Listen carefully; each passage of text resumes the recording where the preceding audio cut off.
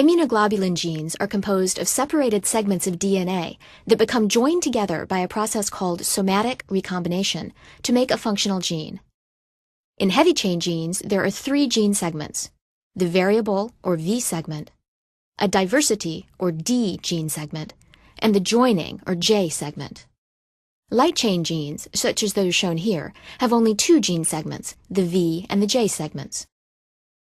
Gene segments that can be recombined have specific sequence motifs adjacent to them, called recombination signal sequence, or RSS motifs. A protein complex containing the products of the recombination activator genes, RAG1 and RAG2, binds specifically to the RSS motifs, in this example flanking a V gene segment and a J gene segment. The individual gene segments, to whose flanking RSS motifs the RAG protein complexes bind, are selected at random from a number of copies present at each gene locus. The RAG protein complexes bring together the gene segments to be recombined and cleave the DNA exactly at the junction of the gene segment and its adjoining RSS motif. The cleavage creates a hairpin of DNA at the end of the gene segments and double-stranded breaks at the ends of the RSS motifs.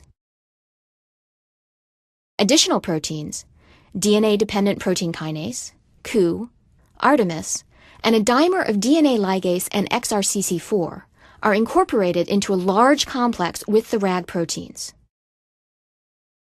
These RSS ends are joined, forming what is called the signal joint, to create a closed circle of DNA that plays no further role in the recombination process.